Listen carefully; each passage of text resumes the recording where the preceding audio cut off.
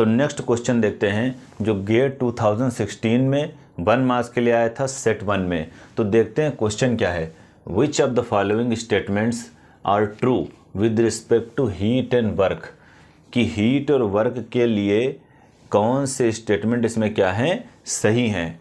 पहला है स्टेटमेंट है दे आर बाउंड्री फिनोमिना, कि ये बाउंड्री फिनोमिना है। सेकेंड स्टेटमेंट है दे आर एग्जैक्ट डिफरेंशियल, कि भाई ये इनको एग्जैक्ट डिफरेंशियल के फॉर्म में लिखा जा सकता है। तीसरा है statement they our path function, कि ये पाथ फंक्शन है। अब कह रहा है कि भाई ए ऑप्शन हमारा है बोथ 1 एंड सेकेंड करेक्ट। कहने का मतलब ये है कि ये पहला और दूसरा दोनों करेक्ट हैं और तीसरा करेक्ट नहीं है। हमारे पास बी ऑप्शन है बोथ 1 एंड थर्ड करेक्ट। तो कह रहा है कि पहला और तीसरा करेक्ट है, दूसरा करेक्ट नहीं है बी ऑप्शन के हिसाब से। सी ऑप्शन कह रहा है कि both second and third correct, यानी सेकेंड और थर्ड करेक्ट है, पहला करेक्ट नहीं है सी ऑप्शन के हिसाब से। डी ऑप्शन कह रहा है ओनली थर्ड करेक्ट, डी कह रहा है सिर्फ थर्ड सही है, बाकी दोनों क्या हैं, गलत हैं। तो हम देखते हैं कि भाई इनमें से कौन सा ऑप्शन हमारे लिए सूटेबल है हीट और वर्क के केस में।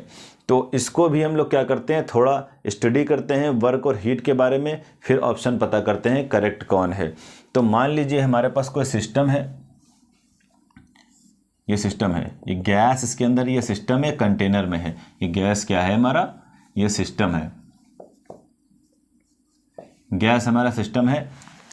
और ये जो गैस है इसके अंदर हम लोग एनर्जी हमेशा इंटरनल एनर्जी के फॉर्म में स्टोर करते हैं। कभी भी सिस्टम में एनर्जी हीट और वर्क के फॉर्म में स्टोर नहीं होती है। तो अगर इस इंटरनल एनर्जी को ये बाहर का कहलाता है सराउंडिंग, तो सिस्टम से जब एनर्जी को सराउंडिंग में हमें ट्रांसफ़र करना होता है तो हम सिर्फ और सिर्फ दो तरीके से इस एनर्जी को, यानी सिस्टम की एनर्जी को सराउंडिंग में ट्रांसफ़र कर सकते हैं। एक तो वर्क के जरिए और दूसरा हीट के जरिए। तो जब भी सराउंडिंग में एनर्जी ट्रांसफ़र करनी होगी तो या तो ये वर्क के जरिए एनर्जी ट्रांसफ़र होगी डेल्टा डब्ल्यू, या फिर हीट के जरिए डेल्टा क्यू। तो जब एनर्जी टेम्परेचर डिफरेंस की वजह से ट्रांसफ़र होगी तो उसे हम लोग बोलेंगे हीट एनर्जी। अगर एनर्जी टेम्परेचर डिफरेंस की वजह से नहीं ट्रांसफ़र हो रही है तो वो हर बार क्या कहलाएगी, वर्क एनर्जी। तो कहने का मतलब ये है कि सिस्टम से सराउंडिंग में अगर एनर्जी ट्रांसफ़र करेगी तो उसे इस बाउंड्री को क्रॉस करना ज़रूरी है। तो इसी वजह से हीट और वर्क क्या है, हमारे बाउंड्री फिनोमिना है। तो इससे ये तो क्लियर हो गया कि ये पहला वाला ऑप्शन क्या है, दे आर बाउंड्री फिनोमिना, ये करेक्ट है। अब नेक्स्ट तलाश करते हैं कि सेकंड वाले स्टेटमेंट करेक्ट है कि नहीं, दे आर एग्जैक्ट डिफरेंशियल। तो इसको भी चेक करते हैं।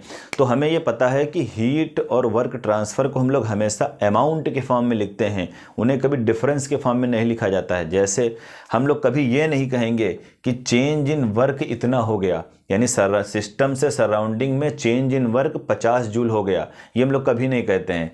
ये हम लोग ये भी नहीं कहते हैं कि भाई चेंज इन हीट जो है 50 जूल हो गई। हम लोग हमेशा हीट और वर्क को अमाउंट के फॉर्म में लिखते हैं।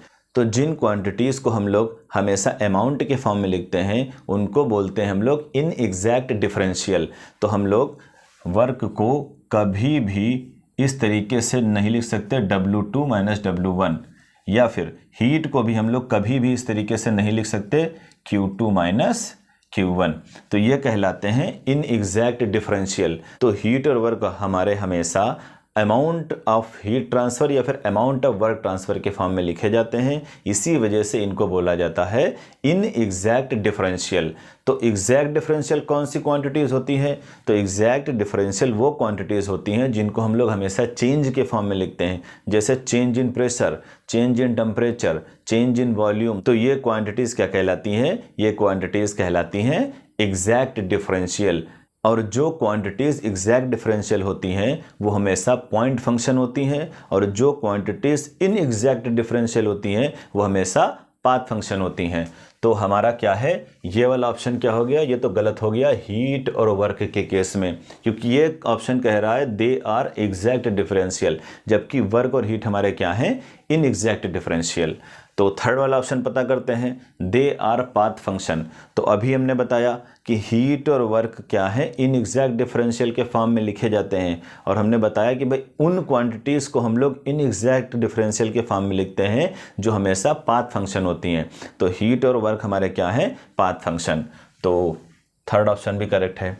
तो पहला और तीसरा ऑप्शन क्या है, करेक्ट है। अब देखते हैं कि इनमें से कौन सा सूटेबल है।